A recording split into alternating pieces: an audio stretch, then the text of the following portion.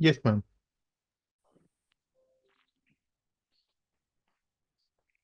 Good morning. Welcome to this lecture series on planetary science, day 3, organized by Wilson College in association with IAPT, Mumbai Sub RC 8.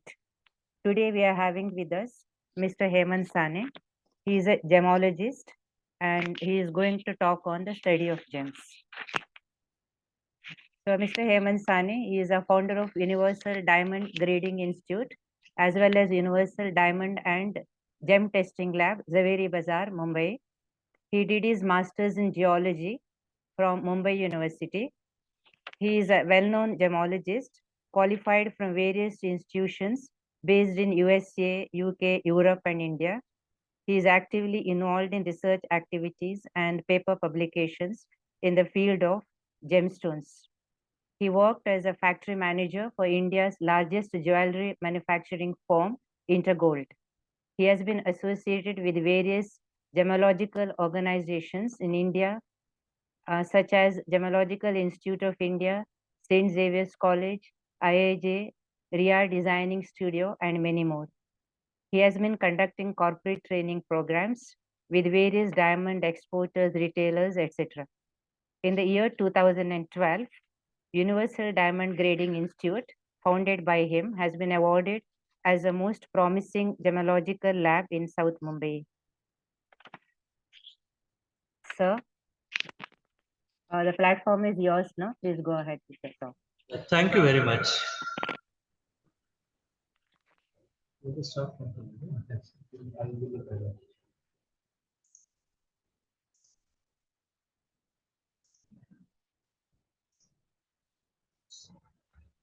Good morning to everyone.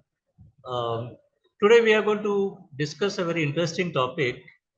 In fact, if you see, the gem and jewelry industry is one of the largest industry in India as far as the exports are concerned, as far as even the job creation is also concerned. The gem and jewelry industry is one of the leading industry.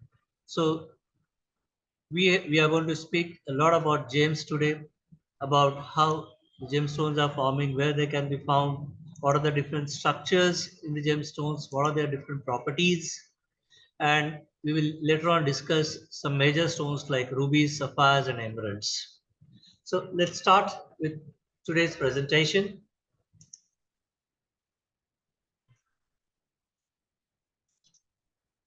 Uh, Basically, we are starting with the structure of the earth.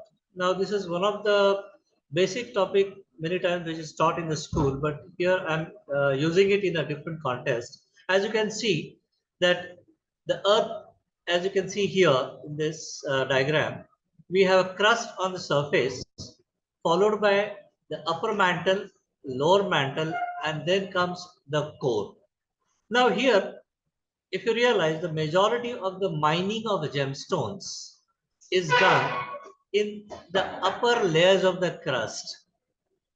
Now, here, what I want to bring it to your notice is though the majority of the mining, whether it is the gemstones or whether it's different metals, are concerned, we have hardly gone deep in the earth crust.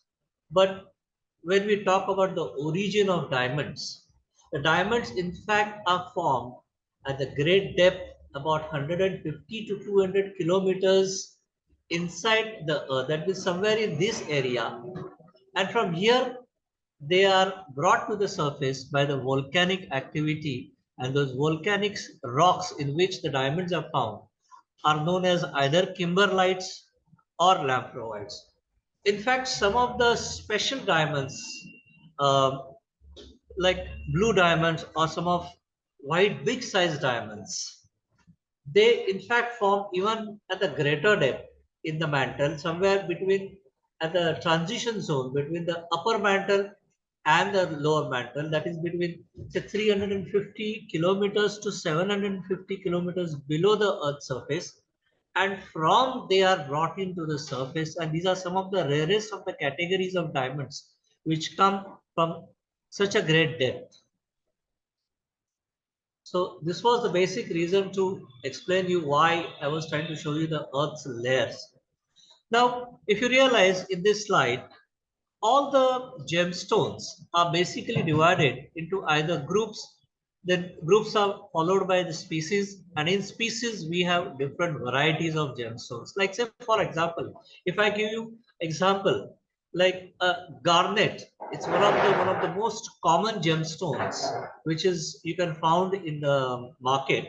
Now garnet is known as a group of gemstones which has different species like we have pyropulmonine series species, we have spessartites, we have different types of or hydroglossular garnets, and then let's say for example we have grossular garnet as a species. Under grossular garnet, we can have hezonite garnet, what we call rahu. Then we have yellow hezonite. We have green hezonite garnets, which are called zavorite garnets, and these are called varieties. So in gemstones, you can have a group or you can directly have species like corundum is a species. And in corundum, we have two varieties.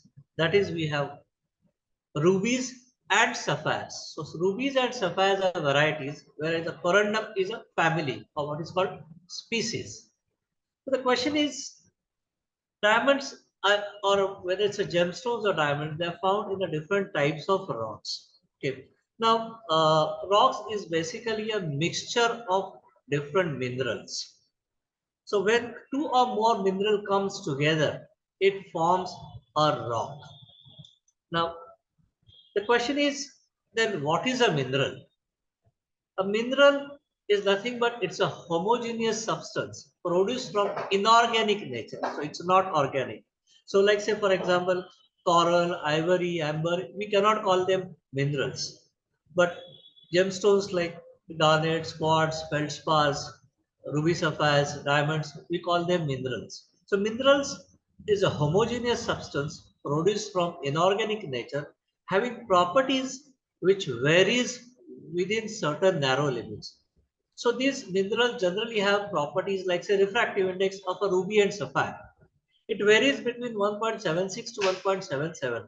Or let's say peridot, which is an olive green mineral, it has Ri, refractive index, which varies between 1.65 to 69. So the properties of minerals, like optical properties or certain physical properties, like even say kyanite. Kyanite is one of the mineral where hardness can vary. Its hardness can vary from 4 to 7. So that is what I mean by the varying within certain limits. So mineral are the homogeneous substance produced from inorganic nature having properties varying within a narrow limit. Then the question is why some of the minerals are known as gem minerals. So what makes a mineral a gem mineral? So the basic properties of gem minerals is a beauty, durability, and rarity. Like say for example, opals. The opals are known for their display of colors and that is the beauty of the gemstones. Or say for example, diamond. Diamond is known for its scintillation, fire, it's known for its luster, brilliancy, and that is what is called the beauty of the diamond. But at the same time, if the gemstone or if a mineral is not going to last for longer, it makes no sense. So it has to have a good hardness and a durability. So while you are wearing it, it should last for a longer. Like say for example, why diamond or ruby sapphires have got so much high value? The reason is you can pass those gemstones from generation to generation. Why? Because they have a durability, they have a hardness, so they don't get scratched easily. Or during regular wear and tear, they don't get damaged so easily. So the durability is also equally important. And of course, the third category that is a rarity. Well, the gemstone may be beautiful looking, it may have excellent color like a citrine or amethyst, but it is available in tons or kilos. It makes no sense. If the stone is available easily in kilos or tons in market, it will not have a good value. So to be a precious gemstone, to be a valuable gemstone, it has to have a beauty, durability, and rarity. Then only we call it a gem mineral. As you can see here, we have some different crystals which have been seen in this photograph. We have on the left side here, we have a crystal or a mineral or a gemstone with a multiple colors. Like this is one of the beauty of a gemstone known as a tourmaline. Again, it is a very common gemstone. A tourmaline is a very common gemstone in the market, and they can have sometimes two or three colors, and we call them a party color tourmaline or a watermelon tourmaline, and that is the beauty of that particular variety of the tourmaline. People pay for it. Or say, for example, here we have a yellow color gemstone, what is known as it's a twin crystal. You can see these are twins. Now this is a citrine, a variety of a quartz. See, quartz is a huge group, and yellow crystalline quartz are known as citrine. So this is a crystal of a citrine.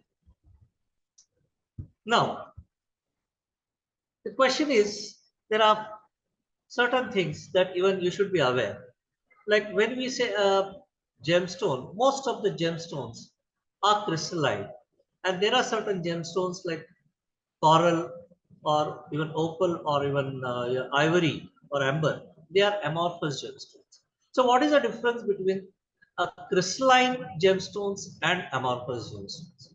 So, we define a crystal is a material having these three properties, or it is basically a mineral. A crystal is a mineral having these properties, such as it has a definite atomic structure, it has the properties which may vary within direction, so they have a directional hardness. Like, say, for example, if you see a diamond, you try to scratch a diamond in one direction and you try to scratch a diamond in opposite direction, you will find there can be a variation in hardness. So gemstones can have, or crystals can have a properties which varies even with the directional, or they call directional properties, and they may or may not possess external geometric form. If you realize in the previous slide, I had shown you tourmaline and quartz with a perfect crystal forms, but in nature it is always not possible for a gemstone to develop with a perfect crystal form. So that is why the perfect crystal form has been exempted, and that's why they say it may or may not have external geometric form. It could be a perfectly developed crystal, it could be a partly developed crystals, or it could be absolutely shapeless crystal. So the crystals have these basic properties, whereas the amorphous gemstones like corals, they don't or amber or a jet or a glass or even the plastics, ivory, pearls. The problem is these three properties are missing from them, like no definite atomic structure. The properties may remain constant in different directions, and they generally don't have a geometric shape. So that's a difference between a crystalline gemstones and amorphous gemstones. And then we have a third category of gemstones like a rose quartz. This is known as a rose quartz because it has a pink color. It generally has a pink color. It generally comes as a shapeless mass, and that is why such gemstones which develop mainly a shapeless mass, they are known as having a massive habit. So generally they don't show crystal habit. Now here we have different gemstones showing their peculiar crystal habits. As you can see that we are calling them a euhedral crystals. Euhedral crystal means what? They have perfect shape. Like, say, for example, this is a red color spinel from Burma, which shows a perfect octahedral shape. Octahedral means what? Octa means 8. Hedron means form. A form with 8 sides is known as an octahedron. Whereas if you see this module here, wooden module, which at the real model here, the real crystal here of a green garnet, green zaurite garnet, it has a shape called dodecahedron. Means dodeca. Do means 2, deca means 10. 10 plus 2. A form with a 12 shape faces. That means this will have a rhomb shape, that is kite shape 12 faces. That's why it is called dodecahedron. Whereas the garnets can also develop as a trapezohedron, that means a form with 24 faces. Likewise, if you see here, this is a cube of a diamond. So diamond can grow as a cube also, diamond can even grow as an octahedron, and diamond can even grow as a dodecahedron and a trapezohedron also. Why? Because spinel, garnets, and diamond both belongs to a particular crystal system called cubic system. They have similar atomic structure. Now here we have a crystal of a ruby. Of course, it's not a gem quality, it is opaque, so the transparency is practically is missing, but it is known to be called pseudo hexagonal. Now, if you see, this looks like a hexagonal material, but in reality, the internal symmetry along the C axis, along the vertical axis, is rather trigonal, and which can be represented. The trigonal symmetry is represented by these triangular markings on this face is called basal pinacoid, and these spaces here are called prisms. Now here we have another mineral called red beryl, which shows a perfect hexagonal prismatic habit. Now these vertical faces are known as prisms, and this face on the top is known as a basal pinacoid. So as you can see, different minerals have different structures, they have different crystal habits and different surface markings as well, which can help you to recognize different gemstones. Like here, we have a different category of gemstones. Now we are calling them subhedral. Sub means partly developed. Hedral means form. A form which is partly developed. As you can see in these both these topaz, this is a brown topaz and this is a light blue topaz. Well, you see some faces here, like you have some prism faces here. We have some pyramids. We have dome here, but most of these faces on the other side are missing. So it is partly developed crystal, and that is why it is called subhedral crystal. Whereas if you see in this group of stones, like say for example, these two yellow stones here or the stones here, absolutely they have no crystal form. Though they are crystalline, but they have no crystal form, and such crystals are known as N-hedral. So we have euhedral, which are perfectly developed. We have subhedral crystals, gemstones, which are called subhedral, and then we have gemstones which have not got any opportunity to develop in any form, and they are called N-hedral. Because in nature, what happens? Every mineral is pushing each other. They don't want the neighbor to develop better, and that's why some crystal can develop better, some cannot develop better. Now, here we have another property of gemstones. Some gemstones are called isotropic gemstones and some are called polymorphic gemstones. So what is the difference between the isomorphic and polymorphic gemstones? Let me start from the polymorph because it is very easy to understand. Let us take an example of a diamond and a graphite. Now diamond and graphite both are nothing but carbon. Literally they are pure form of carbon. But diamond crystallizes with a different atomic structure and a graphite develops with a different atomic structure, and that is the reason they have extreme difference in their properties and look.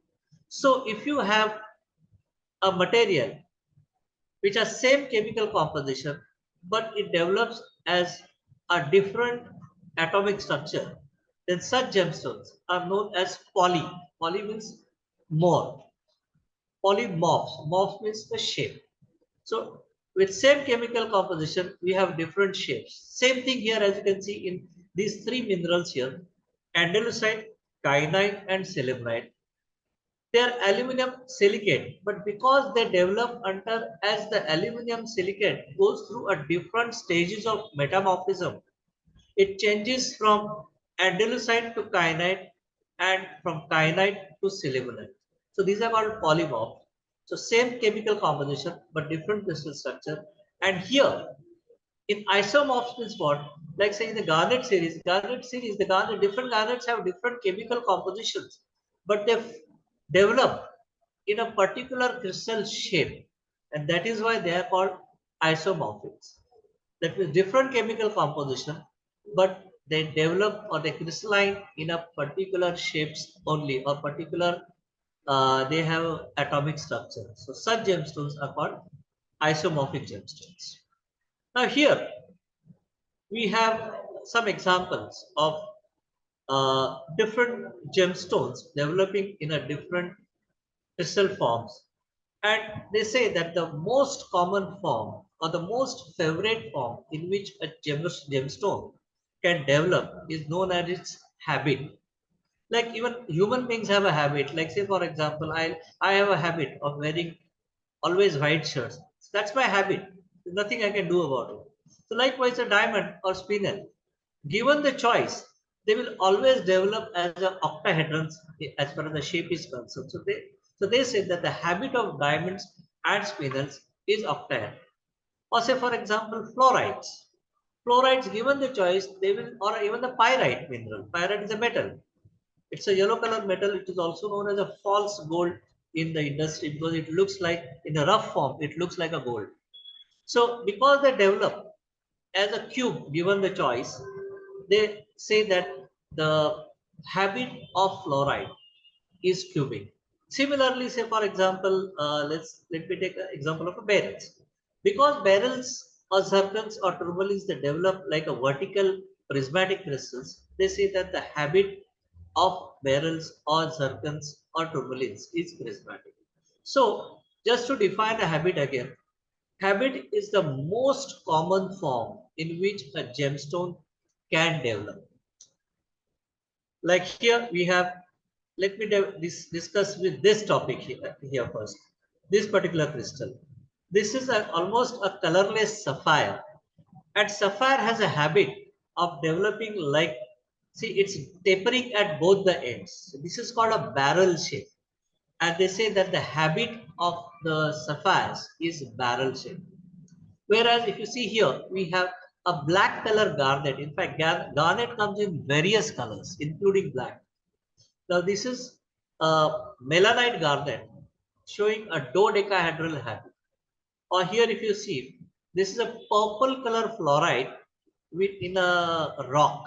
It is stuck in a rock. But you can clearly see there's a cubic habit or cubic structure to this fluoride. And that's why they say that the habit of the fluoride is cubic. So these are some of the habits I've shown again here. Like on this side we have diamonds, here we have spinels, here we have prismatic habits of tourmaline, whereas here we have a barrel shaped habit of a blue sapphire.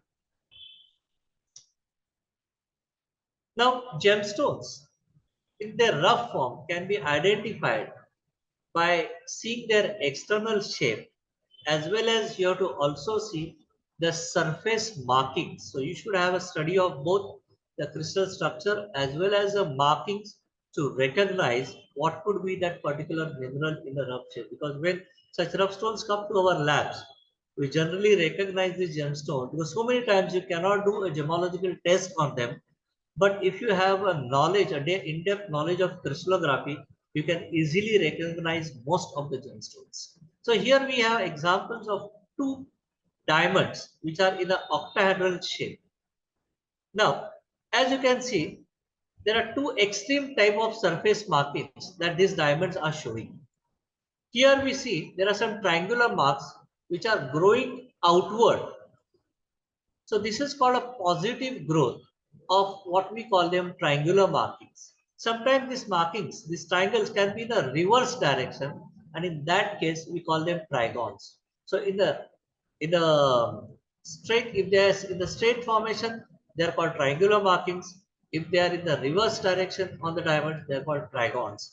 Whereas you can see here there's a triangular mark here, but there's a depression. This is called a negative growth. So you can have a positive growth in gemstones, and you can also have a negative growth in a gemstone. So all these features you have to study all over and then decide what could be the possible identification of that particular gemstone.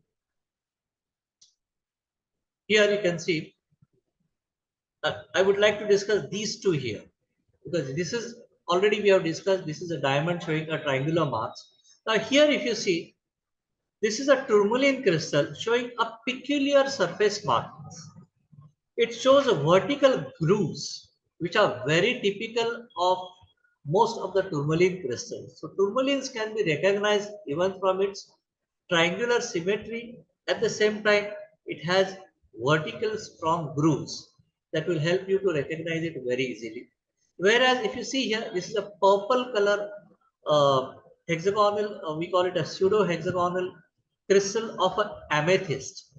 Now, we are doing a combination of the shape, that is, this is a pseudo hexagonal prismatic crystal with pyramids on the top, and it has a typical surface marks, as you can see here on every prism face, vertical face, there are horizontal striations. These horizontal striations are typical of crystalline quartz. So by seeing the color, by seeing the different crystal forms, the overall shape, which is a pseudo hexagonal, and the horizontal surface marking, you can say yes, this is a crystal of amethyst, a gemstone called amethyst. Sometimes crystal can get twinned. That means two or more crystals can get attached to each other. As you can see here, these are two crystals of quartz with a joint plane. So this is called a twin crystal, and it has a what you call a common plane. So that's why this is called a contact twin. Whereas if you see in this pyrite, this is a pyrite crystals, you can see at least 3 to 4 cubes which are penetrating each other. So this is called interpenetrant twin crystals.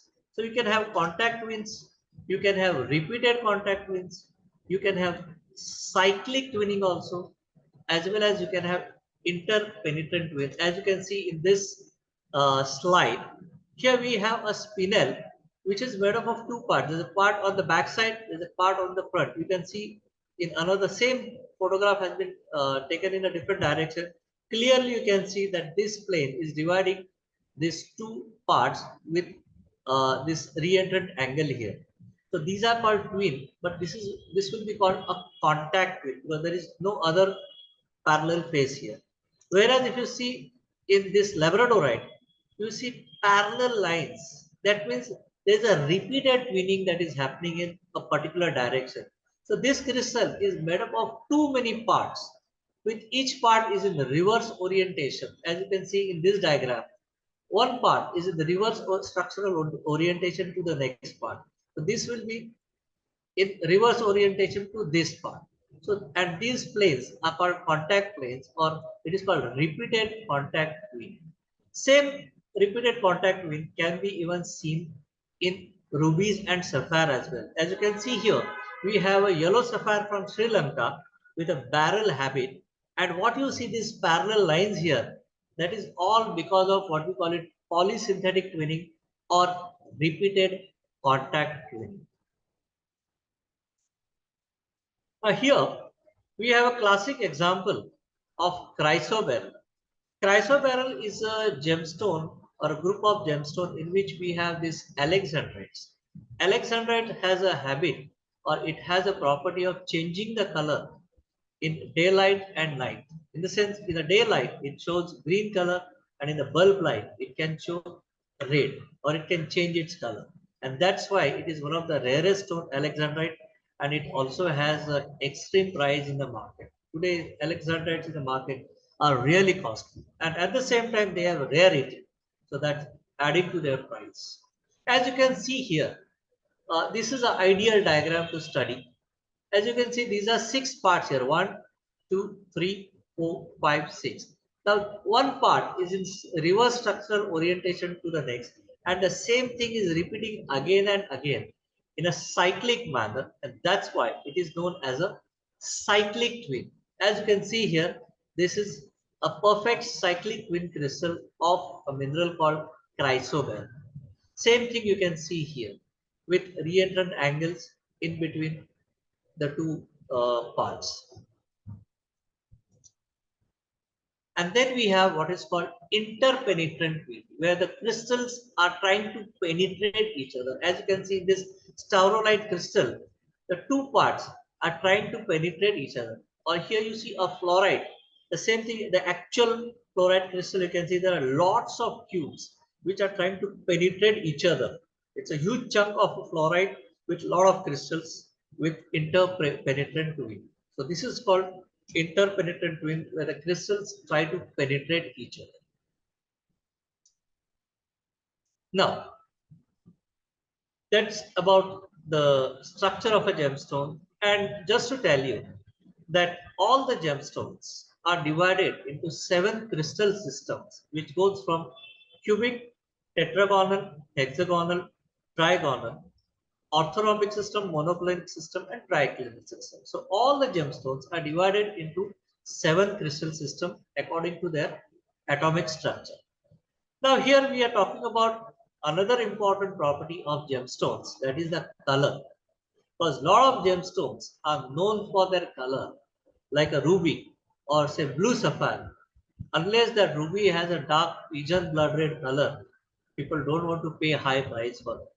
Same thing when it comes to the Burma rubies, that royal blue color, unless it has a royal blue color and the clarity, people don't pay a very high price. Same thing with the blue sapphires from Kashmir, because they have what is called an attractive cornflower blue, and that is what people are crazy for.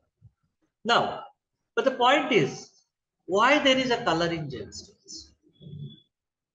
The color in gemstones can be because of two reasons. Either because it has some chemical elements known as a chromophores in them, or they are also known as trace elements.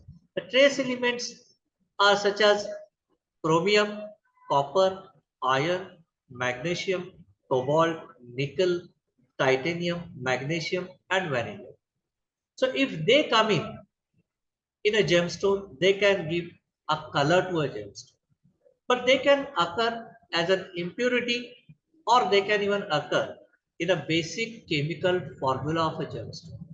So if gemstone has these impurities or these chemical elements in a basic formula, and that gives a color to the gemstone, such gemstones are known as idiochromatic. Like say for example, we have let us say peridot. I think people may not have heard of malachite or azurite or rhodonite. So I'm talking about a peridot, which is an olive green color, very common gemstone in a market. The olive green color is because of copper, and copper, as you can see, is there in the basic formula of a peridot, and that's why, because the chemical element or a coloring element is present in the basic formula of a gemstone, the peridot would be known as idiochromatic gemstones. Whereas if you see in the case of ruby sapphires, uh, like say for example ruby and sapphire, say if you want to develop a sapphire crystal in a lab, even if you have a pure aluminum oxide powder, you can create what is called a colorless sapphire. But to a sapphire, if you want to add a blue color, you have to add iron and titanium as an impurity. Then only you will get a blue color. Or say for example, a ruby. If you want to create a red color in the corundum, you have to add a chromium oxide, then only you will get a red color. So same thing happens in the nature. When a corundum is developing, if it can grab somewhere chromium from the nearby rocks, then only it gets converted into ruby. Or if it can grab iron and titanium together from surrounding rocks, then that same corundum gets converted into a blue sapphire. Otherwise, if it cannot absorb such elements as an impurity, then it will develop as a white sapphire, what we call colorless corundum. So here, what is happening is this coloring elements, the trace elements, are coming in as an impurity and providing color to the gemstone. They are not present in the basic formula of the gemstone, and in that case, such gemstones are known as allochromatic gemstones. The same thing happens with the emerald also. Emerald belongs to beryl family, and beryl is what? It's a beryllium aluminum silicate. There is no chromium there. But if it can absorb, if the beryllium aluminum silicate can absorb some chromium, it gets converted into green color, and in such case, we call it emerald. That becomes suddenly a precious stone. So allochromatic gemstones are the gemstones which has a trace elements coming in or a coloring elements coming in as an impurity. And then we have pseudochromatic gemstones. What are pseudochromatic gemstones? If the color in the gemstones is not because of these impurities, if it is because of some crystal lattice defects, that means there are some defects in the atomic structure, and that defect causes color in the gemstone, then such gemstones are called pseudochromatic. The best example I can give you is a diamond. A diamond, the pink color in the diamond or even brown color in the diamond comes because of crystal lattice defects. And pink color is considered as a rare color in the diamond, and that really fetches a very heavy price. In fact, pink color diamonds, if they have a good size, they are generally sold in auction. They are hardly sold in the market. Or even if you see the regular yellow color diamonds in the market, the yellow color is because of impurity called as nitrogen, and some of the expensive color, that is a blue color in a diamond, comes when the boron come as an impurity. Because the boron is a rare element, rarely it gets accommodated in the diamond's atomic structure, and you get rarely a blue color, and that rarity fetches a huge price. And here you can see the beauty which adds to certain gemstones. Like here we have a diamond in the center, which is known for its the brilliance. Brilliance is a combination of luster, dispersion, and scintillation. But as you can see on either side, we have two stones which are shining even more than diamonds. In fact, in the market, it's very difficult to identify these stones. Like when these stones, especially this synthetic moissanite was introduced in the market, it was getting sold in a diamond because people were not able to recognize it. It was introduced in 1997. So as you can see, both these stones, the imitations of diamond, they are called imitations of the diamond. They have a very high luster, and as you can see, they also shows a dispersion. That means a rainbow colors that adds to the beauty. But again, that rainbow colors, that high, strong rainbow color can help you to recognize is probably it is not a diamond. So it's a trained eyes, like professional gemologists, they can easily recognize these stones even under a 10x magnification. They don't even require gemological instruments to recognize such instruments, such gemstones of or imitation of diamonds. And here we have some more examples of beauty in a diamond which causes high price. Like say for example, in this particular Burmese ruby is here, star ruby. You can see the color itself is extremely rare color, and with this rare color, if you are getting a star effect, this becomes an auction piece. Hardly anybody or hardly any trader can afford this piece, so it has to go in auction. So it has to be sold to an investor, not in a market. As you can see here, compared to this piece is not so attractive. This is a blue sapphire showing a 6-ray star. But here, if you see in this, here we have a purplish red ruby, and here we have a blue sapphire. Both are showing what is called 12-ray star. Rarely, generally, ruby sapphire shows 6-ray stars, but rarely they can show 12-ray stars also. Now, here we have a alexandrite. So what is the beauty of alexandrite? Why we are calling it a gemstone and not just a regular mineral? As you can see, I have shown two diagrams here. One green color and then another is almost reddish color, pinkish red color, orangey red color. This photograph has been taken in a white light. It's a tube light. Whereas this photograph has been taken, as you can see the surrounding, they look yellow. So this photograph has been taken in a bulb light.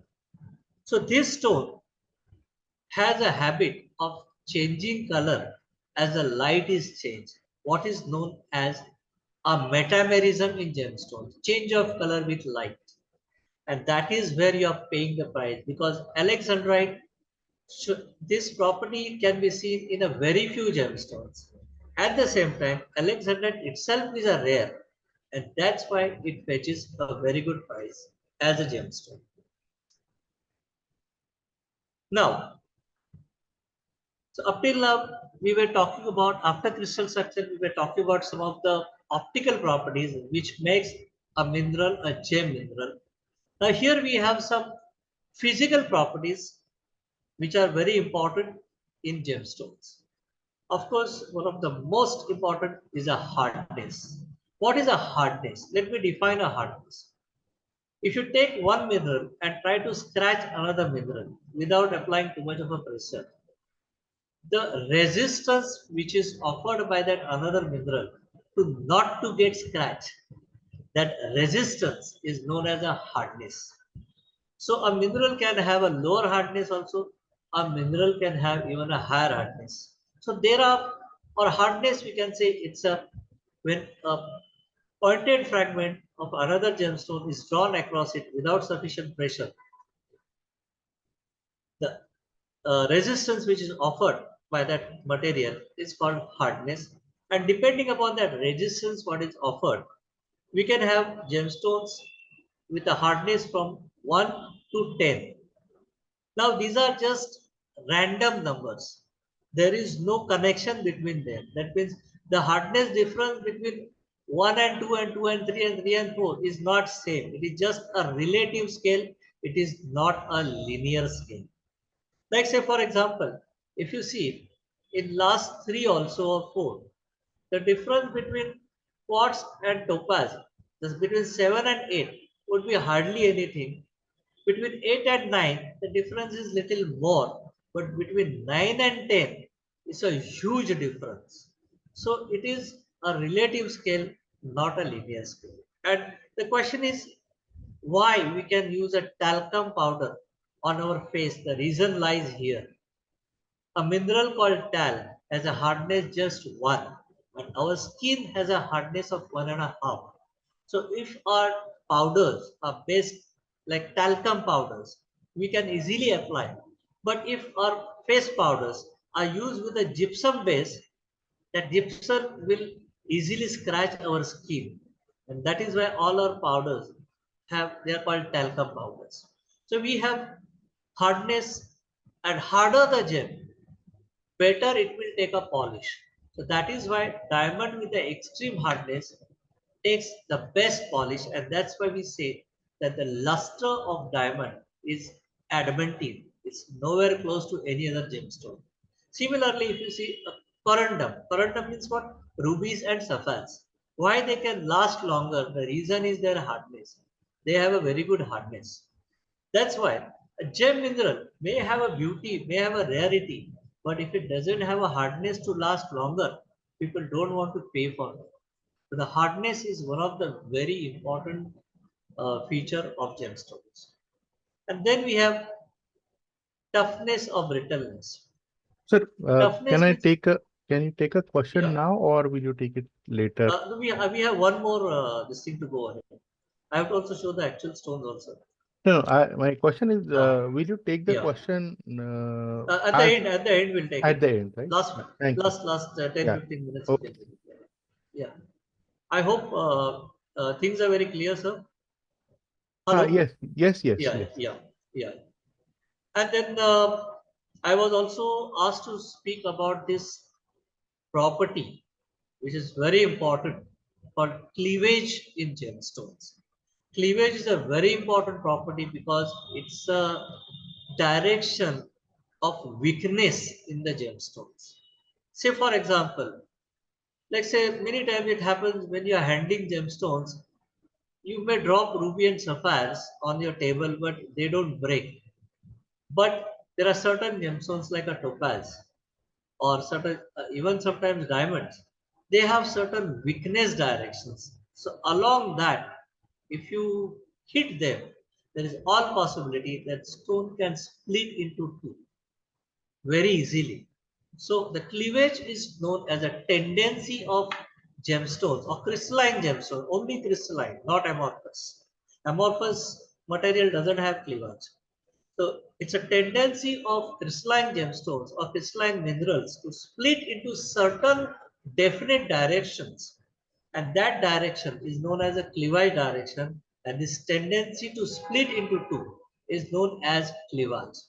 Say for example, and cleavage is named according to the crystal face it is parallel to. Say for example, a diamond can be split parallel to this triangular face known as an octahedral face.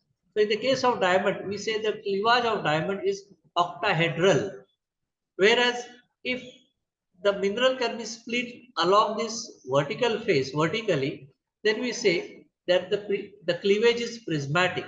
Whereas in the case of topaz, a gemstone known as a topaz, it can be easily split parallel to this bezel pinna point, or perpendicular, you can say, to the prism faces. So because it can be easily split parallel to its base, they say that the cleavage in the case of topaz is basal cleavage.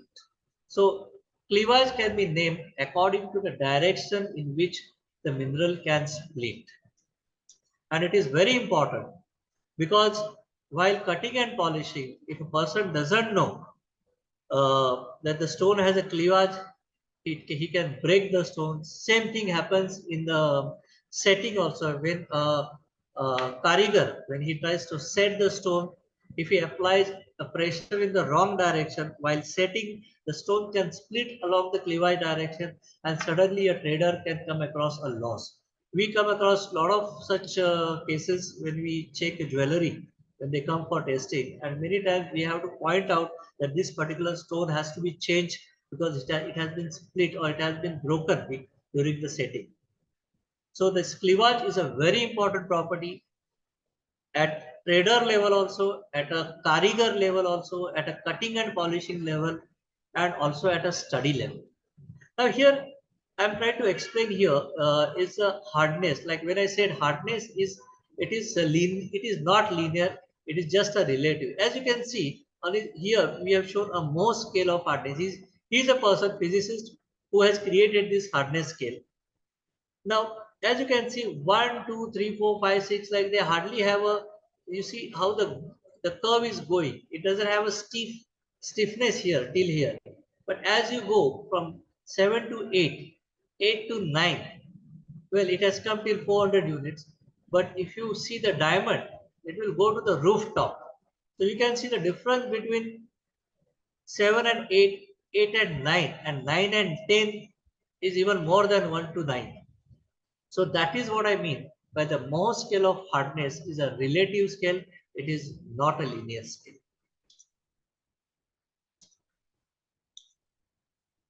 Now, as you can see here, we have in this slide, we have a topaz crystal, colorless topaz, and in a nature itself, it has been split along its base. So this topaz crystal is showing what is called a basal cleavage. Then there is something called parting in cleavage. These are called false cleavage. Like say, for example, in the case of corundum, you can see this is a blue sapphire. A blue sapphire can be split into two, but at a certain level, at this age of what you can see, these twinning planes, it can be only broken along those twinning planes, but it cannot be broken between the two twinning planes. So when such thing happens, that is called a false cleavage. So we say that the rubies and sapphires have a false cleavage. They don't have true cleavage. We can go to the next one. Next.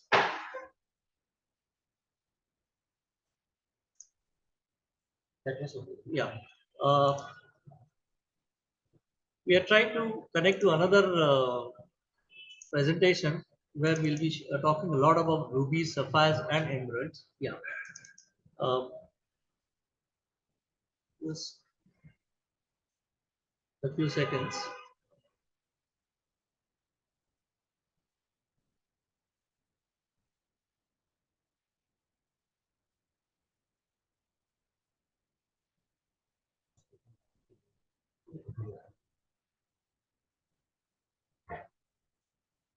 Yeah.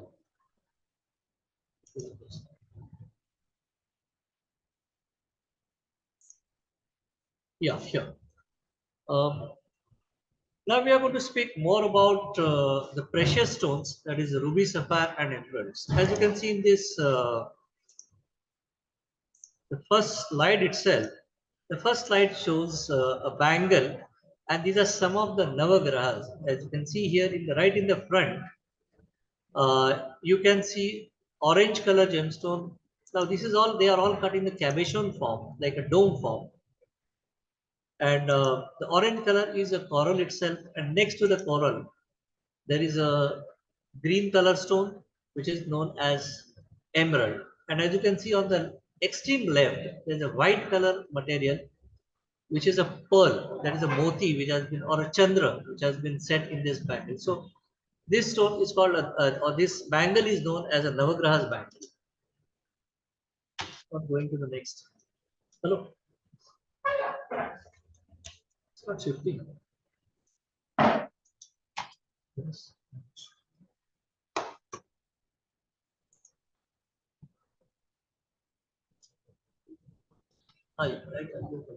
Yeah, here also we have earrings uh, with a ruby in the center. Now, why ruby is so important? You can see here in this slide. Ruby is a central stone. So those who have in their kundali, those who have Ravi very strong, they are generally a very successful person. The reason is ruby means a center. It dominates others. And as you can see, surrounding the ruby, we have everything, the Ashtagrahas around it. Now, starting with the major gemstones like corundum family, we call them, or corundum group. The corundum is a family which has rubies and sapphires. As you can see, here we have given, I have given a total kundali of corundum family. The basic formula of corundum family is aluminum oxide. So, in a basic formula, there is no chromium, there is no iron, there is no titanium. It develops in a trigonal crystal system, and one of the most common form in which they can develop is a barrel shape. So they say the habit of corundum is barrel shape. As you can see here, there's a ruby, barrel shape ruby with a lot of lamellar twinning here in the host rock. And then here we have this colorless Geuda sapphires from Sri Lanka showing this barrel shape with a lot of lamellar twinning lines. The hardness of ruby sapphires is 9. The refractive index is between 1.76 to 1.77. DR means the difference between these two. That is called DR, double refraction, that is 0.0082 to 0.010.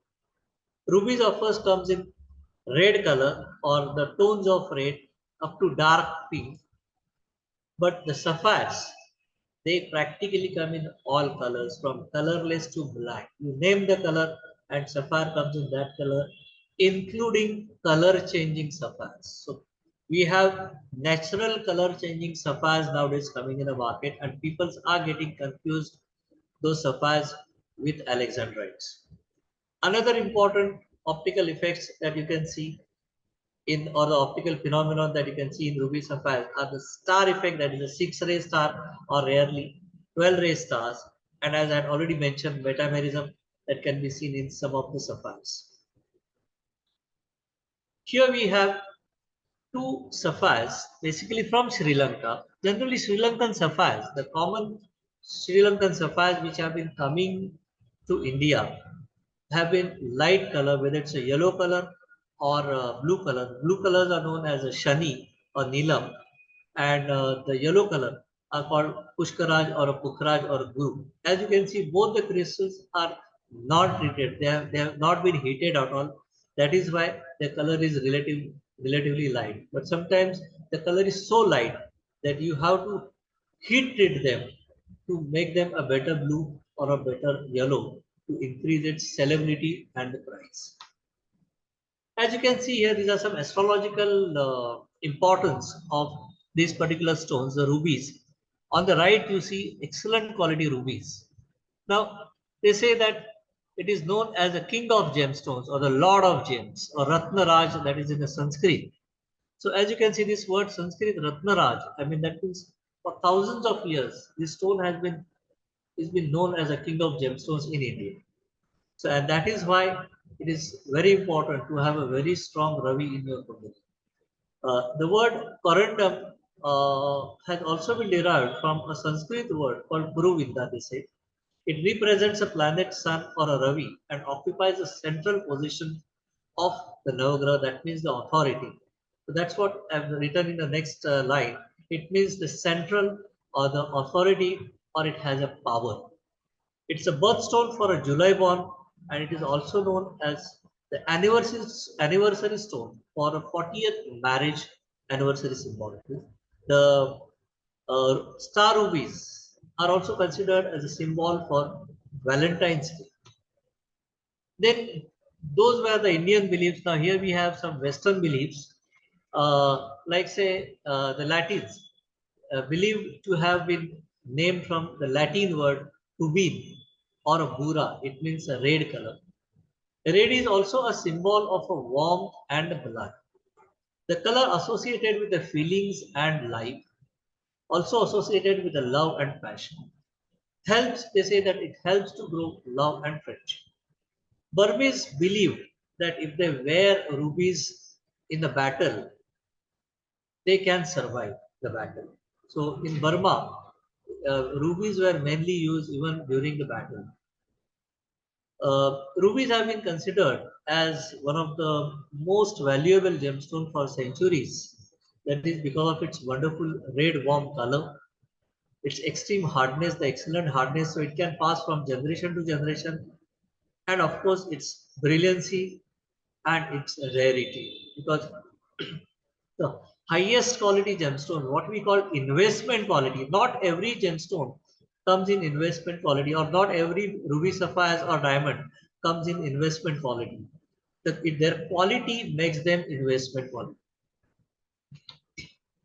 As you can see in this slide, every piece in this slide is an investment quality. Say, for example, these are known as almost a pigeon blood red rubies from Burma. And if these stones, if they have this color, if they have this clarity and the luster, and say, for example, even if the stone is just 5 carat, it can go in few lakhs per carat, because it's very difficult to find these quality rubies today. So that is why this is what is called as an investment quality. Very difficult to find in the market such quality. Same thing here, if you see, especially these three stones here, they would be termed as, especially these two, would be termed as a royal blue in Burma.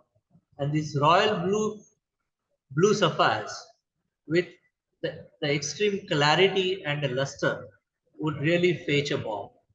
So this is what makes them investment quality. Whereas if you see on your left side, we have a light color gemstones. Now of course, they can be expensive because they have a good color and clarity, but they won't be as expensive as these stones.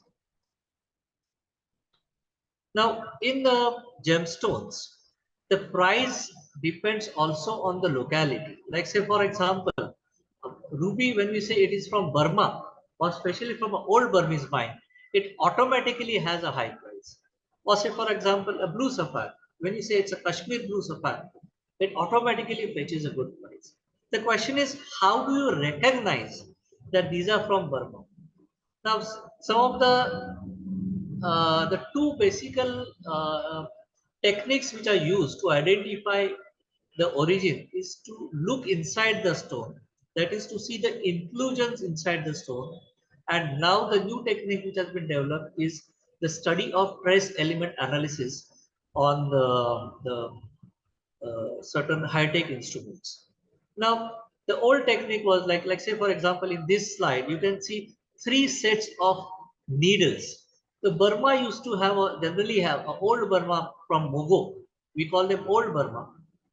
The old Burma generally has these needle-like inclusions which are in three directions. As you can see that they are like in this ruby, they are in this direction, they are in this direction, and they are in this direction. So if if this ruby shows the three sets of needles, which are little thick like in this case, and short, then there is a possibility that the stone is from Burma.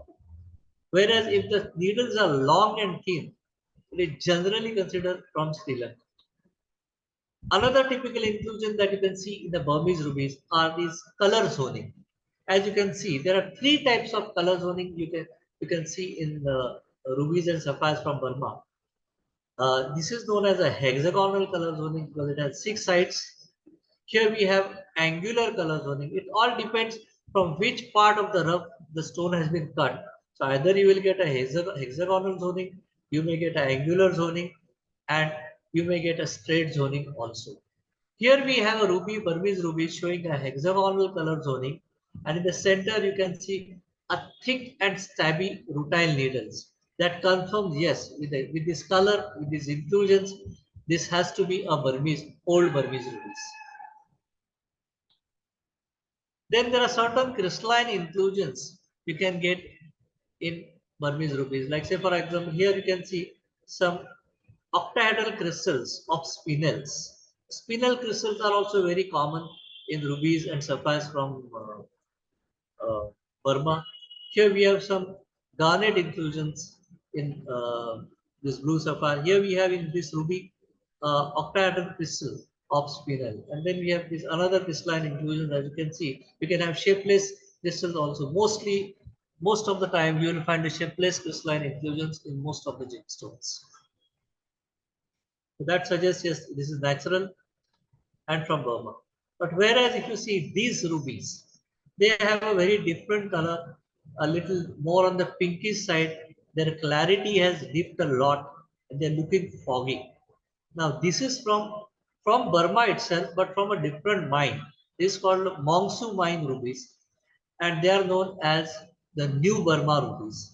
And all these stones are heat treated, whereas the previous stones what I had shown you, they were not treated at all, and that is the reason, because they were not treated they will have a much higher price than the rubies which right now you are seeing in this slide. So these are called new Burma rubies, which are generally treated.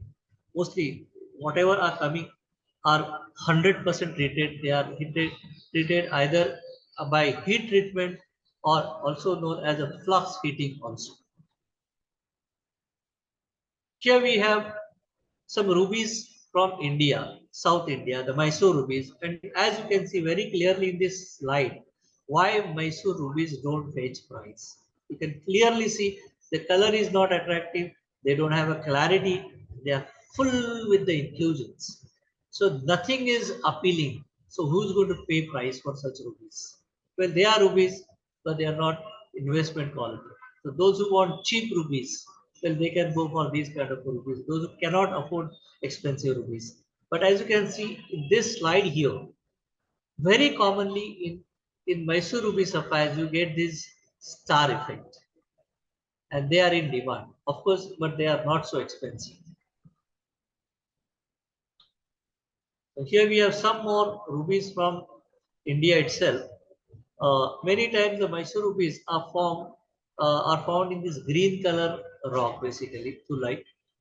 Here we have a Mysore ruby showing, which is set in silver with a star, and it also shows this hexagonal zoning here. Zoning is a very common in ruby sapphires from different origins. Origin, when you say from origin, what I mean is from different countries. Here we have again a ruby, but with some matrix. As you can see, it has been just carved like a ball. Why? Because it is just going to be a showpiece in somebody's showcase, because it doesn't have a high price. Nobody is going to pay per carat. They are going to pay for the piece, not for the per carat price. Here we have Indian rubies. Probably they must have been dyed to this color dyed. And very commonly you can find that a lot of the lower quality rubies are cut and faceted as a beads, and they create those bead malas. So this item is very common in the market. And then other possibility to save the weight, because in lower quality goods, lower quality ruby sapphires, the only thing you can do is you do something to save the weight. So you will at least get the price for the weight. So here we have carvings. So carvings are also very common, especially in the lower quality ruby sapphires. Here we have a bowl. You can imagine, see the size, the shape of the bowl. I have purposely kept a mobile here and taken a photograph. It had come to my lab for testing, and this has turned out to be a ruby from Mysore. As you can see, the size is huge. The weight, you can see it's a 3.22 3.225 kgs. Now it is nobody is going to purchase it in carats. It's going to be sold as a piece. I have kept your this thing scale here also to see its actual size. So such things are also coming, but they are rubies, of course. Those they have more of a show price rather than the actual price. Here we have Ganesh Murti, which has been carved in ruby from Mysore. It was 15 kg, as you can see. This was also certified in our lab. And then here we have, of course, the star rubies we have already seen. They are all from Mysore, showing the 6 ray stars. Yeah. Now comes the important stones. That is a blue sapphire from Kashmir. So this is from somewhere from this area. In fact, you realize the sapphires are found on this side of the Kashmir, in Indian side also. The Indian side पे जो मिल रहे हैं, the blue sapphires which are found, they are generally this cornflower blue, slightly milky blue, and people are crazy for this blue color. And then sapphires also are found in the Pakistan side also. They could be purplish sapphires, uh, and there are 2 3 mines on the other side in the Pakistan side also, but the one on the Indian side is important. But unfortunately, right now, because the area has been occupied by the military, there is practically no mining is going on. So whatever the Kashmir sapphires which are circulating in the market are mostly the old sapphires, but they fetch a very good price.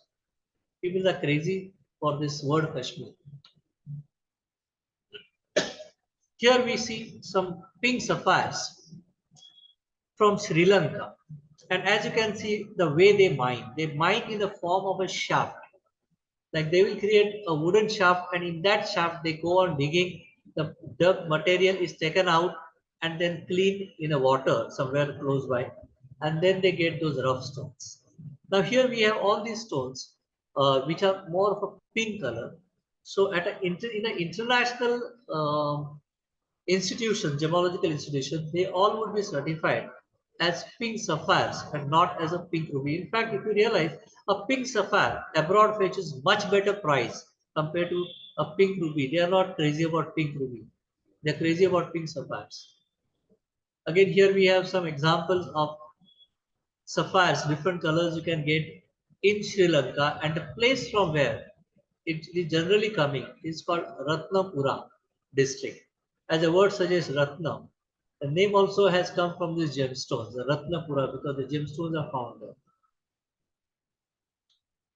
Uh, these are some examples of yellow sapphires, and there are some blue sapphires here, which are from Sri Lanka. As you can see, the material which has been coming from Sri Lanka, yellow sapphires or blue sapphires, are generally light color, but they fetch a very good price. See, there are 2 types of sapphires which comes in India. Either a Ceylon sapphire, I'm talking only blue and yellow. They come either from Ceylon or they come from Bangkok. But generally Bangkok sapphires, let's say yellow color, they are generally dark yellow, but you will find they fetch much lesser price compared to the Ceylon sapphires. Here we have some extreme sizes of yellow sapphires which we have certified in our lab. As you can see, both these stones, they were more than 25 carats each. So you can imagine the price of these stones. This is 19.25 carat. Here we have 11.35 carat. This is 7.5 carat. So bigger the size, better the color, better the clarity. Of course, it will fetch a better price. But of course, you have to find that particular client who will pay for it.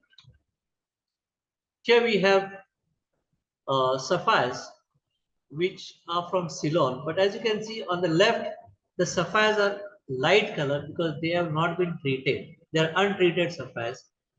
And on the right side, you see a little darker blue color because they have been heat treated.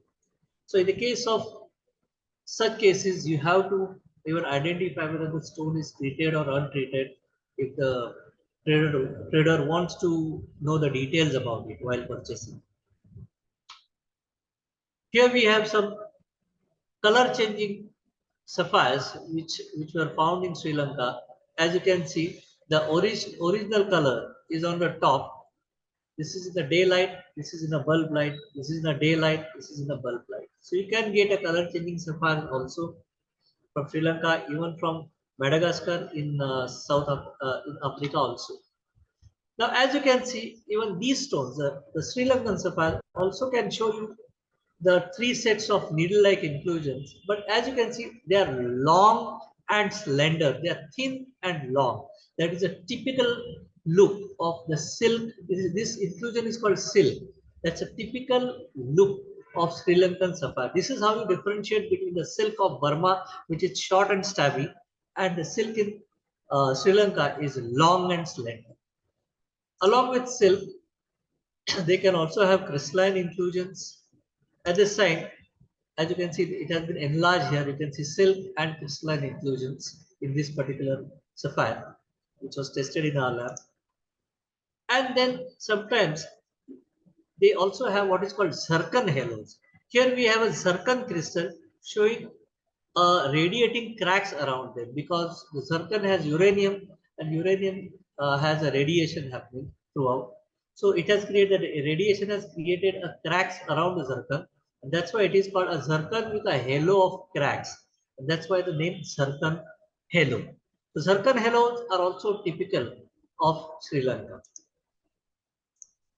Now here as you can see, this particular inclusion, it looks like as if somebody has put a thumbprint there. This is a liquid filled feather, or it is called thumbnail inclusions or fingerprint inclusions, which are also very typical in the case of Sri Lanka. Of course, when you're seeing an inclusion, you have to see the multiple inclusions and then take the final judgment from where it can be. By just taking or just by seeing one inclusion, you should not take the final judgment. Here we have, yes, the zircon halos. Clearly, you can see here the black crystal zircon, which has got damaged itself over the millions of years because of radiation.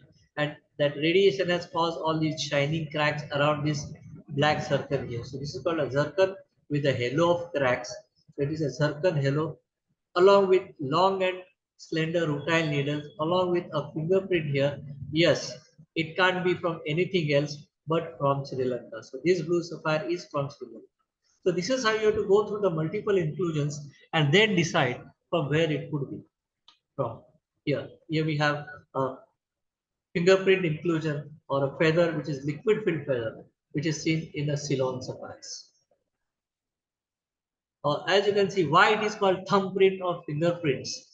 Clearly, you can see in this diagram, clearly they look like a thumbprints. And that's why they are called fingerprints or thumbprint.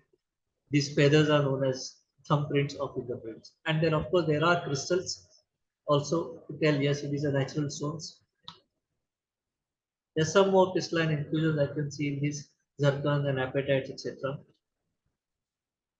Again, here we have a yellow sapphire. That was a blue sapphire. Here we have a yellow sapphire from Sri Lanka showing zircon halos. Here you can see more clearly. Now here we have a relatively a darker yellow sapphire from Sri Lanka showing zircon halos here, group of zircon halos. As you can see, the overall color is pretty dark. But what has happened here to this silk here, you see, these rutile needles are not clear. They have become diffused. That diffuse effect suggests that this stone has gone through heat treatment. So accordingly, the trader will pay for it. Here we have a green sapphire showing garnet, orange color garnet inclusions. This also had come to our lab for testing. Now here we have now Sri Lanka Ratnapura district is here, and then here there's a new area which has come up suddenly, which was yielding blue sapphires, and it was found during the road digging that the sapphires were found there, and the sapphires found were very different quality. They were pretty dark color. Generally, blue sapphires from Sri Lanka are never so dark. but the sapphires, they were found for a very short period, but they were pretty dark. As you can see in this case, they are much darker compared to, it is untreated stone, but excellent color and clarity. You can see excellent color and clarity with the fingerprint inclusion, with some crystalline inclusions. And now if you see, suddenly there's a change in the blue color. It is looking more like a more dark and more blackish blue because the origin has changed. That means the country of origin has changed. These are from Thailand. They are from Kanchanaburi and they have been heat treated, and that's why they are this color. And generally, these stones, not many stones come with an open blue color, but a lot of stones, the blue stones which are only heat treated, are mostly on a blackish blue color. So the price is not so high. Here we have two different types of blue sapphires from Bangkok. They are sold as a Bangkok sapphires in our market because they are treated in Bangkok. They may be from some different country, but because they are all treated and traded in Bangkok, they are sold in the market as Bangkok sapphires. Now on the top we have heat treated blue sapphires, and on the bottom we have diffusion treated sapphire. This is a diffusion treated. It's just an alteration in the heat treatment. Right now, there is no time to talk about diffusion treatment. So maybe later on we can have a session only on treatments. There I can explain you what is the diffusion. I was talking, this sapphires. You see, the blue sapphires from Kashmir, they come from this area somewhere, or rather this area. And then there are two mines on other side of immediately on the other side. As you can see, these are the locations of these Pakistani mines. Now this is called a Batakundi mine, from where you have purple sapphires coming, and this is a Nangivali mine from where the rubies are coming. So immediately on the other side there are two mines which are yielding purple sapphires and rubies in Kashmir, but in occupied Kashmir, Pakistan. These are some inclusions I've shown from the Batakundi sapphire, that is purple sapphires from Pakistan. There are some crystalline inclusions, some needle-like inclusions. As you can see, their color, they're not very attractive, they're pinkish purple. And here we have another important source, that is Afghanistan, the Jagdalik mine, they call it. As you can see, the rubies are coming, they are found or they are mined from marbles. Even the old Burma mine, the rubies are found in the marble. So in this Himalayan belt, a lot of gemstones are found in the marbles. Here you can see the rubies which are found in the marble in Afghanistan. And then we have, these are some of the crystalline inclusions. You can get it in the rubies from Afghanistan. And then we have above Afghanistan, there's a country called Tajikistan. Recently, they have started finding rubies there. You will hardly find these rubies in the Indian market. They are mostly sold in the Europe. As you can see, they look literally like a old Burma. They have extreme color, they have extreme clarity, they're so beautiful. Like if you see the rough, you may not like it, but as you go on polishing, the inside material is really good. These are some yellow sapphires which have been treated in Bangkok, and they are sold like nowadays. These are very common in Indian market. You get two types of yellow sapphires in our market. There is a Bangkok yellow sapphires. Those who want a relatively cheaper but a better quality, they can go for a Bangkok, or those who can afford, they can go for a Ceylon higher quality also. Then we have sapphires coming from Montana, that is USA. As you can see, they are not attractive at all. You can see here they are not attractive at all. That means they need treatment. Either they need a heat treatment or they need a diffusion treatment to change their color. So they become more sellable, they become more marketable. And as you can see here, this is cut and polished sapphires after treatment. You can see the color has completely changed. And as you can see, that they look so beautiful now. So the price has jumped like anything.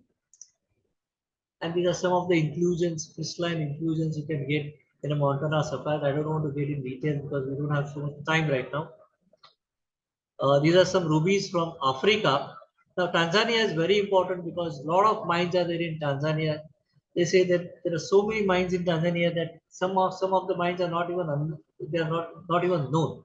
But these particular rubies are from this location called Longido. You can get rubies from Morogoro also. You can get sapphires from Songia also. And then there is another gemstone, Umba Valley also. You can get ruby sapphires. And there's a place called near Arusha from where the Tanzanites come from Tanzania. Because Tanzanites were found only in Tanzania first, the name also has been given from that country, Tanzanite. It is a well-traded stone abroad. These are some sapphires from Songia from Tanzania.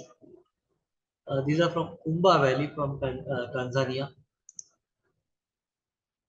Then there was one Winza mine came in, Winza ruby mine came in Tanzania. The production was for a very short period, but the pieces were really good. Then there is a place called Tunduru in Tanzania where the sapphires are found and some typical inclusions. Then these are from Songia basically, Tanzania. Umba Valley. The sapphires are from Mumbai Valley right now. And these are another country very important getting now. The majority of the rubies which are coming in the Indian markets are from this country called Namibia. And these are mostly heat treated or a glass filled rubies, which where this particular locality, the Montepus rubies, are very common in Indian market. As you can see, this is the rough. And many times the glass filled rubies, when they come here in the market, they are so beautiful to look at. They're all from they're all from Namibia. As you can see here, this is a photograph I have taken. These are two different types of Namibian rubies. This is only heated. This is heat treated, and these are called glass filled rubies. So these would be relatively cheaper compared to these. So there are two different varieties which are coming from Mozambique today. Again, these are some varieties from Mozambique. Very good quality, mostly heat treated they were. Then another important place now in Africa is Madagascar. Lot of places in Madagascar today. It's like a gem island. Everywhere, as you can see, the gemstones are found from here. Also, they are found here. Also, there are, but they're not allowing them to mine here. There are other different mines from where the stones have come here, like especially majority of the stones which had come in the beginning were from the lower area basically. This is from Ilakaka and Sakahara. From here, a lot of gemstones were coming. Now they're coming from north, extreme north, and this middle areas also. So these are basically from Madagascar. Today, Madagascar has become a hub for gemstone. As you can see, these are some rubies and sapphires from Madagascar in different colors. So they are coming in a various colors. Here again, we have a multicolor sapphires coming from Madagascar. You can see excellent quality. You can call a multicolor sapphire bracelet can be created. But you really need a patience to create such kind of a jewelry. Here we have this new mine which had opened up, DD mine. But as you can see, the conditions, the conditions, the working conditions are horrible. People are staying in the jungle and try to do the mining there, and try to find the fortune for them. Unfortunately, they only find the stones, but the prize is taken by somebody else. The advantage is taken by somebody else. Yeah, same thing. Now this is one mine. From where the blue sapphires are coming, and those blue sapphires are matching with in their look with Kashmir sapphire, and that really had created a major problem in the market. Of course, now the problem has been solved. You can see these sapphires are from that particular mine. They are called Hemant mine. They look like a Kashmir sapphires. Here I had received this parcel from Hemant. and we had certified them as Diamante sapphires or the Kashmir-like. They call it in the market Kashmir-like sapphires. And of course, one of the latest source in rubies of corundum is Greenland. Here, near the coastal areas, they are nowadays finding rubies. The mining is still going on. The production is not yet in the market. As you can see, the production, the color is not so pleasant. It probably would need some treatment to improve their colors. So as far as the sapphires are concerned, looking at their astrological point of view uh, and their value, they are associated with the royalty and nobility as far as throughout the history is concerned. The name, they say the Greek says that the word is the sapphiro, the word sapphire has come from saphiros, means the Saturn. A Persian believes that the earth rested on the giant sapphire, of course, which is not true, and that's why the sky looks blue. It was believed Moses was given the 10 commandments on the blue sapphire tablet. Uh, Yellow sapphire basically is a birthstone for the November born. It is associated with the education, the job opportunities, and business opportunities. So it is basically one for the prosperity. Literally, actually, anybody can wear yellow sapphire, especially for prosperity. But blue sapphire, only those who have been prescribed should be wearing it because it's considered as a very strong graha. Birthstone of the September born, considered very effective and used only if prescribed. It's a symbol of faith, sincerity, truth, and strength. Prevents user from envy and jealousy. Also effective in the financial matters. As you saw, the best example is Amitabh Bachchan. It is generally worn in the middle finger with in a white metal only, not in gold. It has to be worn in this. The ring has to be made in a silver or a white metal only. Then we have another important gemstone here, or a group called beryl, in which we have emeralds. The beryl again is a family. As you can see, it's a beryllium aluminum silicate. And when beryllium aluminum silicate acquires chromium from somewhere, it gets a green color, and the same beryl we call it emerald. They all belongs to hexagonal system and they will show vertical striations on their prism faces. The hardness is not as much as the ruby sapphires. It is between 7.5 and considered as a very brittle stone. The emeralds are considered as very brittle stones and you must take care while handling, cutting and polishing as well as setting the emeralds. The specific gravity is also relatively lower, 2.70 to 2.80. RI is also relatively lower compared to ruby and sapphire. Ruby sapphire was 1.76, 1.77. This is 1.57 to 1.60. In this, it will vary. It may sometimes show cat's eye effect, or rarely it may show star effect. These are some relatively low quality emerald crystals, hexagonal crystals. You can see them, and these are the different beryls you can get in a beryl family. You can have colorless beryl called goshenite, greens are called emeralds, aqua blue are called aquamarines, yellow are called heliodor, pink are called morganites, red are called big spite, pale green are just called green beryls. If it shows this black hexagonal pattern, they are called trapeze emeralds. Here we have aquamarine cat's eye, and of course you can have a dark blue beryls, also mashishi beryls they are called, which have got a little color fading problem. Here we have example of star emeralds, rare, absolutely rare, and then here we have a cat's eye emerald. Now, emerald, because they are colored by chromium, you can see on the spectrum, the chromium lines which are close to the 7,000, that's 6,800, you get absorption and you get absorption in the yellow. That's why the emerald comes in a yellow, emerald comes in a greenish tone. So here we have different barrels in a different colors, and of course they have that particular form, hexagonal prismatic form, you can see them. Here we have a carving of the emerald. We have a huge emerald. Here we have an emerald in a post bronze.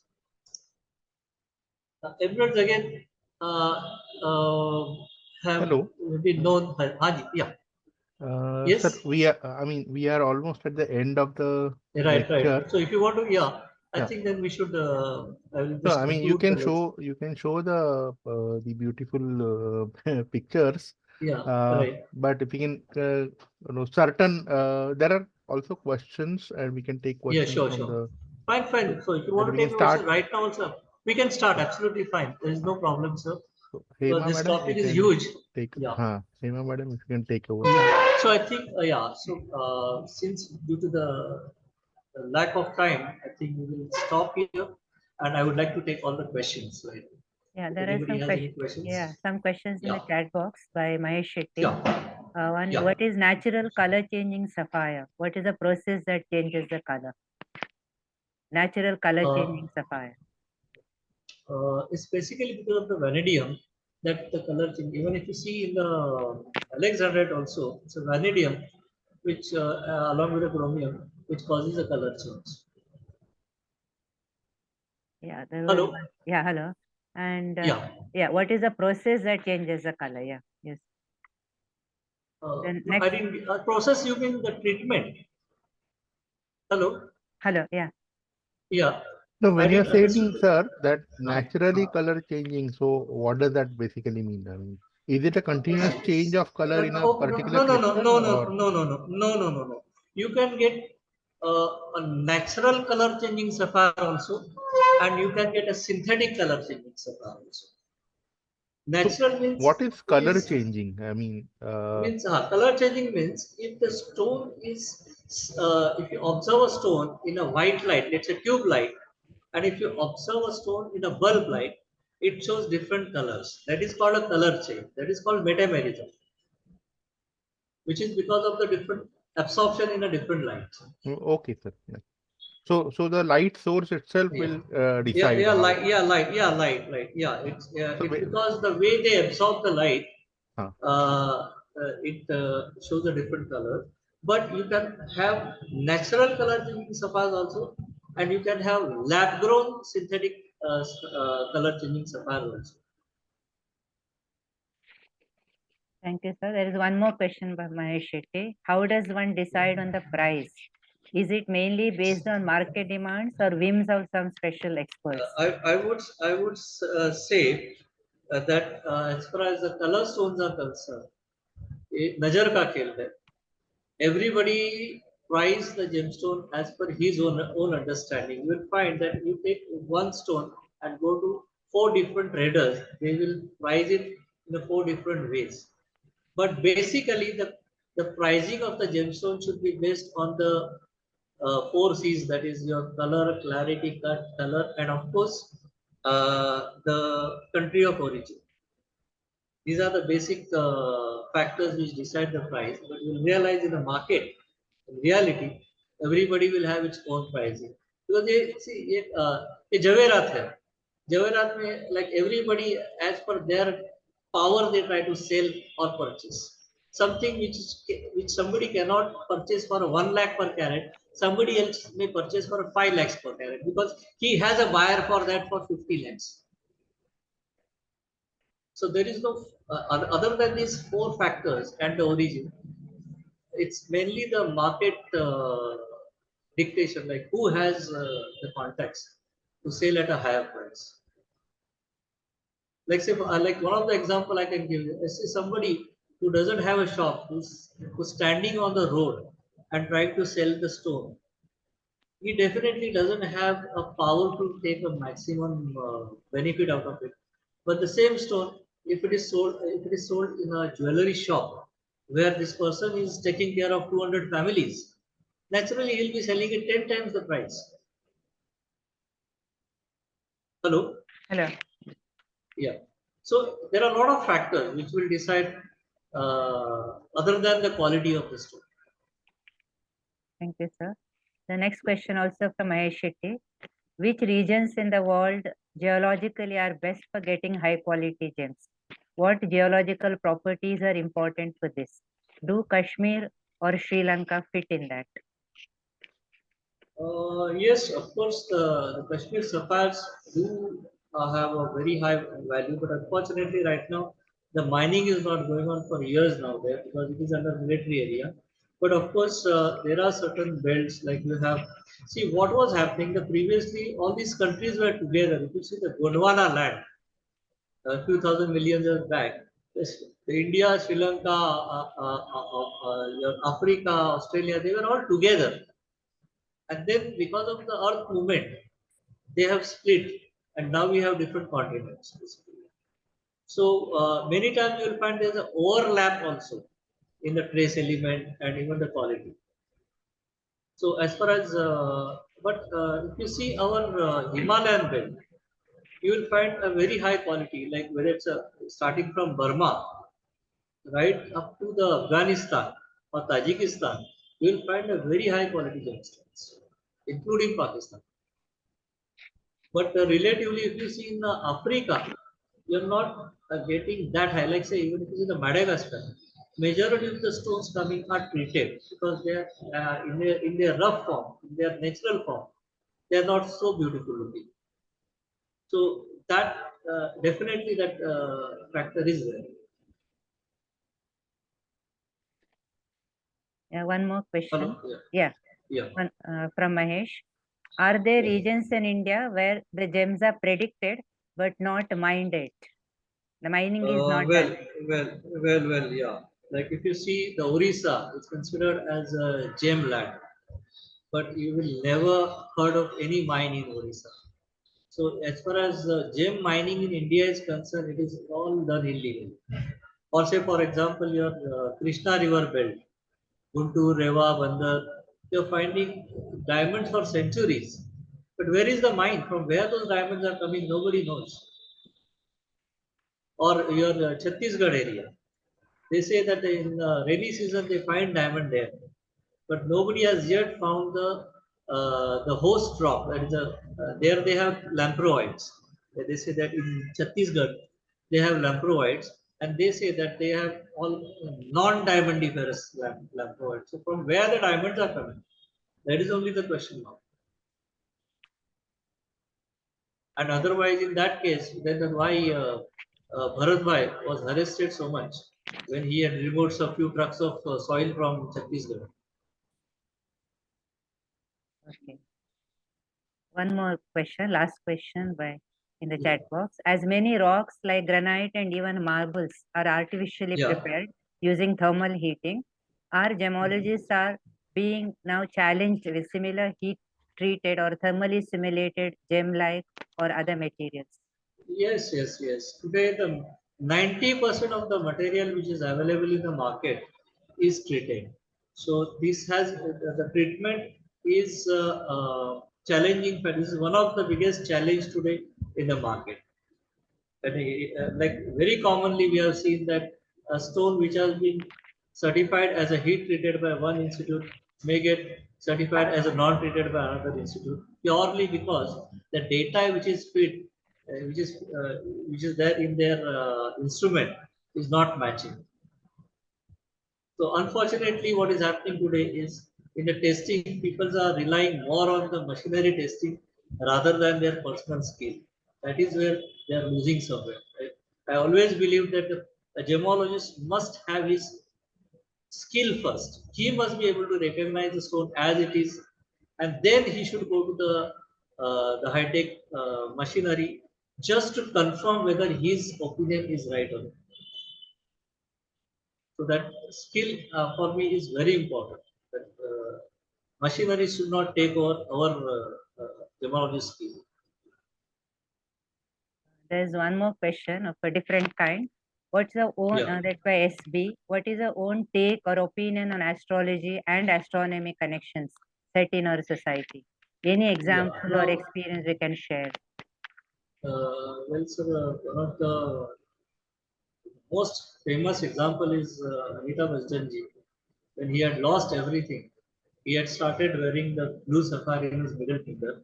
And after that, only he got the contract of ABC. And after that, he has never looked back. In fact, today he is the busiest actor amongst the entire industry.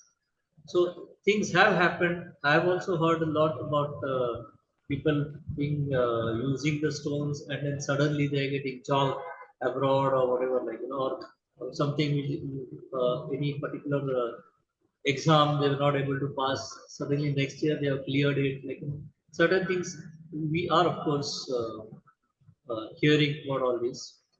So to some extent, definitely it works. Yeah, one more question in the same line. Can you tell more about cat's eye and related beliefs to it? Cat's eye and Madam, frankly speaking, I am not an astrologer. no, there was a So, question. That yeah. Unfortunately, probably they can look up on the internet, yeah, because yeah, I'm totally a scientific person. yeah, Even sure, in sure. my classes, I hardly speak about astrology. I know. I always speak about gemology. So anyone So, direct que- but then they should wear chrysoberyl cat's eye. Hello, hello, hello. hello. Yeah, they should wear. If somebody has asked them to wear ketu, they should wear only chrysoberyl cat's eye, because that is the main cat's eye, and others are all considered as an imitation of chrysoberyl. Any more questions from audience?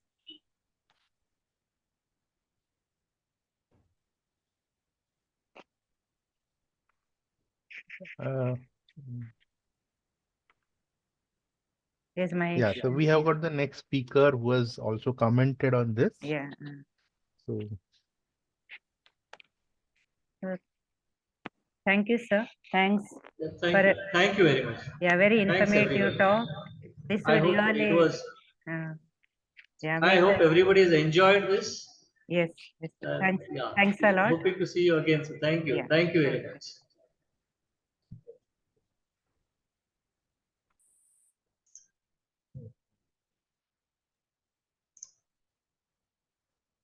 Okay.